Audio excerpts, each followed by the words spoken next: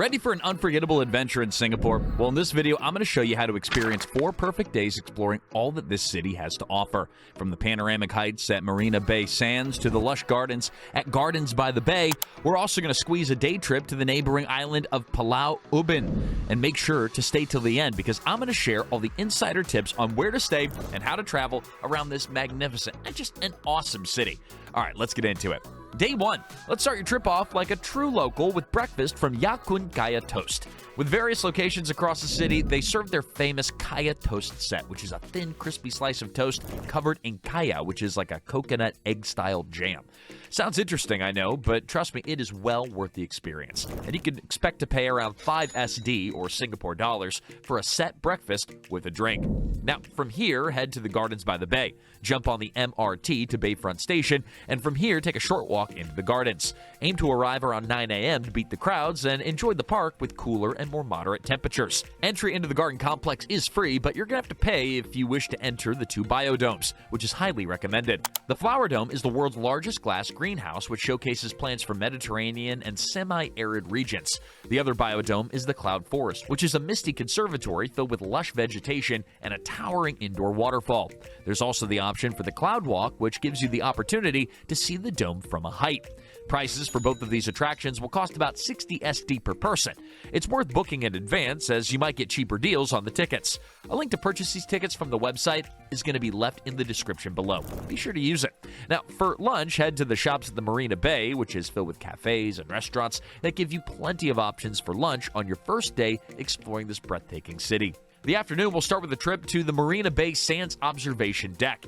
Now, once you've arrived, head up to the 57th floor to see some of the best panoramic views that the city has to offer. Prices for this attraction come in at about 30 SD, and this is the perfect location to snap some pics of the city from above. Be sure also to take time to explore all the different attractions that the Marina Bay has to offer.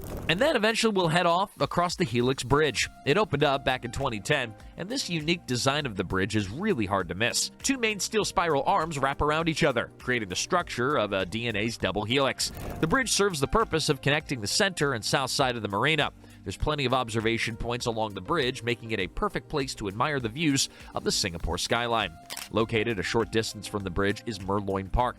Here you're going to find the iconic Merlion statue, a mythical creature with the head of a lion and the body of a fish. Bit odd, right? Still pretty cool. It stands at about 8.6 meters tall and weighs 70 tons, so you're not going to be able to miss it. And this emblem symbolizes Singapore's origins as a fishing village and was unveiled on the 15th of September back in 1972. For your first evening meal in Singapore, take a short walk from the park to Lau Pa Sat Hawker Center. Here you're going to find one of Singapore's most famous food centers, known for its rich history, diverse local cuisine, and unique architecture. Originally built back in 1894, it's situated in the heart of Singapore's central business district. Open 24/7, you can dine here anytime you like, meaning there's no rush to arrive here at a certain time. Although it is best to arrive after 6 p.m., as this is when Satay Street opens up. Here, you can find vendors grilling skewers of chicken, beef, lamb, and prawns over charcoal flames. It sounds good, right? Well, a recommendation is the Hainanese chicken rice. And for the rest of your first evening, stroll around the Clark Quay, which is only a short walk away from the market. It's a hub for nightlife with colorful neon lights, bars, clubs, and riverside seating. This area has a great lively atmosphere, which makes it the perfect way to wrap up your first night in Singapore. Hey, before we go on, don't forget to subscribe so you don't miss any other videos from the channel. All right, let's talk about how to travel around Singapore. Traveling around Singapore is pretty convenient. It's efficient and affordable due to its well-developed public transport system. Buying a Singapore Tourist Pass or an Easy Link card will make traveling around the city easy and hassle-free. The Tourist Pass can be bought either as a 1, 2, or 3-day pass and allows for unlimited travel on different forms of public transport. A 3-day pass will cost you about 34 SD, and the Easy Link card is a pay-as-you-go card that'll cost you $10. Here you can pick these up from any MRT solution. The MRT, also known as Mass Rapid Transit, travels to all major attractions in the city and can be paid for by using your tourist pass. You can be expected to pay 1 to 2.5 SD per ride. Buses will cover all the routes that the MRT doesn't, and you'll be happy to know that these are all well air-conditioned. These can be paid for by using your Easy Link card or contactless with your bank card. Fares for the bus are between 1 and 2 SD per trip. Taxis, bites, boats, and walking are all other ways that you can travel around the city, and all offer a different experience. Let's go on to day 2. Day 2 is going to start off in the Chinatown district of Singapore at a breakfast spot called Tong Ah Eating House. Outram Station is only a short walk away, making it easily accessible depending on what part of the city you're traveling from. This traditional kopitiam has been serving up food since around the 1930s, making a variety of breakfast sets. I mean, there's something for everyone there. You can expect to pay about 4 to 6 SD for a filling breakfast. It's a great deal. Now, from there, take the short walk to the Buddha Tooth Relic Temple and Museum. Taking about 10 minutes to walk, this is the perfect location to kick off your day exploring all that Chinatown has to offer. The temple was built to enshrine a tooth relic of Buddha, which is believed to have been recovered from Myanmar. Admission to the temple is free, and it gives you access to explore the 4 floors that it has to offer. Each floor offers a different insight into the different aspects of Buddhist culture and history.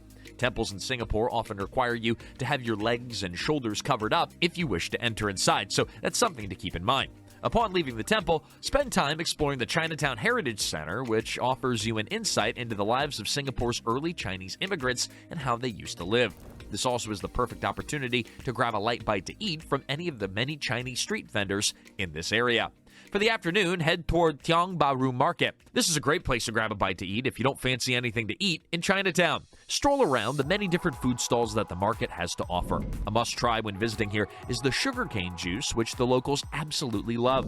From here, head on to their surrounding neighborhood, which is filled with buildings that are painted in different styles of art decor, which date back to the early 1930s. Here you'll also find some local hidden gem bakeries that are serving up some of the best pastries the city has to offer. This neighborhood gives you plenty of options to snap up some unforgettable moments, so be sure to take your camera or make sure your phone has enough battery to survive the day. Located just a 10-minute taxi journey away is Hau Par Villa. Arriving here by a taxi or bus is the quickest and easiest way to get there. Upon arrival, you'll be greeted with a theme park which was built back in 1937, featuring over 1,000 statues depicting Chinese folklore, mythology, and the afterlife. Entry into the park is also free and well worth the visit. Many exhibits here are designed to convey moral lessons and Chinese values, which reflect themes of justice, retribution, and the consequences of one's actions, making this the perfect location to learn some history and fact. For your second evening in Singapore, head to An Siang Hill, which is located back in the Chinatown district of the city.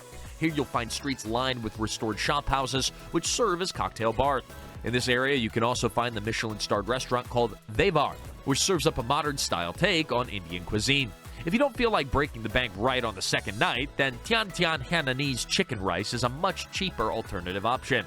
Here they arguably serve up the most famous chicken and rice in all of Singapore. Now let's talk about the Singapore airport for just a moment. Now, this place is worth the trip alone to Singapore, arguably one of the coolest airports that the whole world has to offer. Here you can find the jeweled Changi, which is famous for its stunning indoor waterfall, the rain vortex, and a lush indoor garden. Home to the world's tallest indoor waterfall, this is an absolute must-visit when you arrive back at the airport before you go home.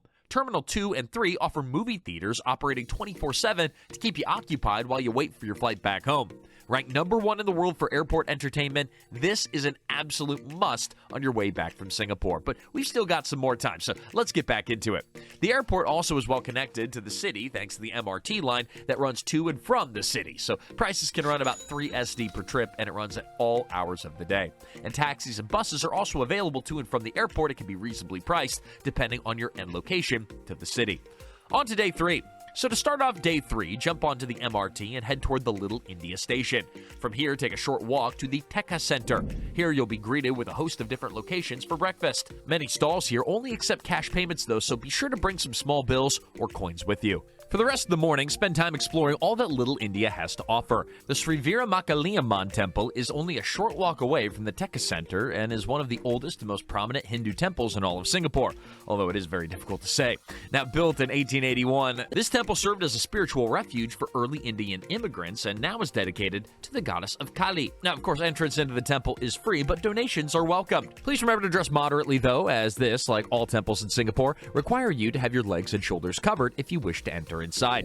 The views from the outside are worth the trip alone, even if you wish not to enter in. From here, spend the rest of the morning wandering the streets around Little India, stopping at all the different spice and jeweler shops along the way. Now, heading back to the MRT station, the next place on today's agenda is Kampong Glam. Buja Station is the closest one, leaving you about a 10-minute walk once you arrive.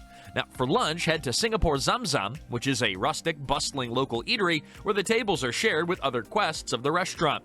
Now, one may try dishes here from the murtabak, which are stuffed pan-fried dough filled with spiced meat, onions, and curry. Now, situated opposite is the Sultan Mosque, and this is one of Singapore's most iconic religious landmarks and a focal point for the Muslim community. Built in 1824 for Sultan Hussein Shah, who was the first Sultan of Singapore. Now, this has been turned into a national monument in 1975. The base of the domes are decorated with glass bottle ends, contributed by the poor during construction, symbolizing inclusivity across the neighborhood. As like the temples across Singapore, entry is all free here, and a dress code is required if you wish to enter inside. Now, about a 15 to 20 minute taxi ride away from the Arab streets of Kampong is the world-famous Botanical Garden. Now, this lush 82-hectare tropical paradise in the heart of Singapore was founded back in 1859.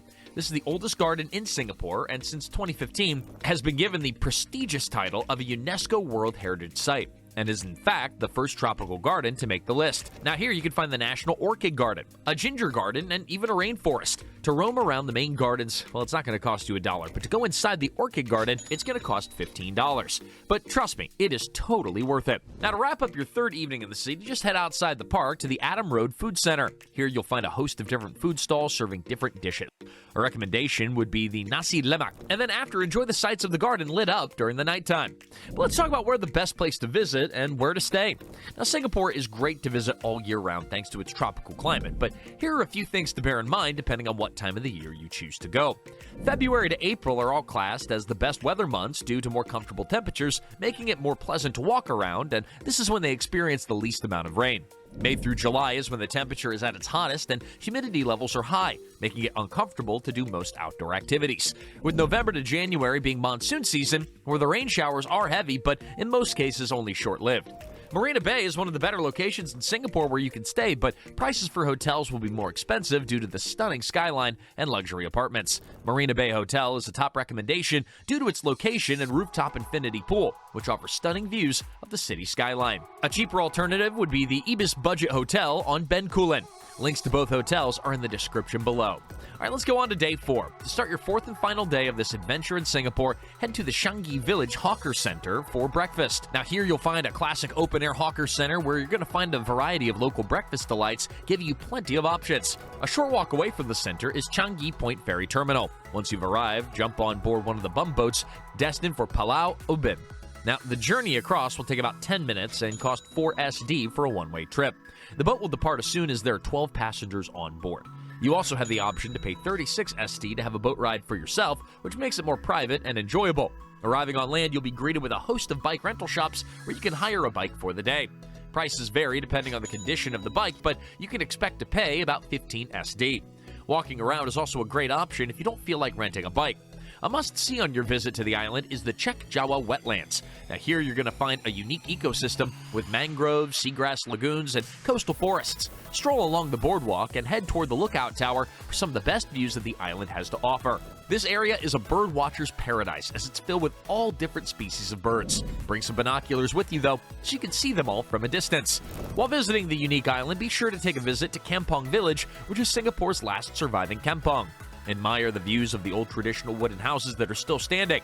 The locals here are very friendly, so engage in conversations with them as you pass by. Before heading back to mainland Singapore, enjoy some fresh seafood from the small local stalls that are located next to the jetty. Now you've arrived back on the mainland, and take a nice afternoon walk around Changi Village. Here you're going to find a scenic coastal walk with views of the sea and passing boats. Spend the afternoon relaxing on the beach, soaking up the sun on your final day of this unforgettable trip to Singapore. And for your last evening, head to the Katong neighborhood. Taxis are the easiest way to reach here from Changi Village, but the MRT is also a cheaper alternative. It just takes a bit longer. Take time to admire the beautifully conserved Peranakan-style terraces which line the streets of the neighborhood. For your last meal in Singapore, dinner at 328 Katong Laksa is the perfect way to round off your trip. Try the famous laksa dish, which is thick rice noodles cut into shorter pieces, served in a fragrant coconut curry soup with shrimp, cockles, and fish cakes. Now, this brings us to a close on our 4-day adventure in Singapore. I hope you had fun, and I'll see you on the next one. And click the video on screen now to see how to spend time in other amazing cities around the world.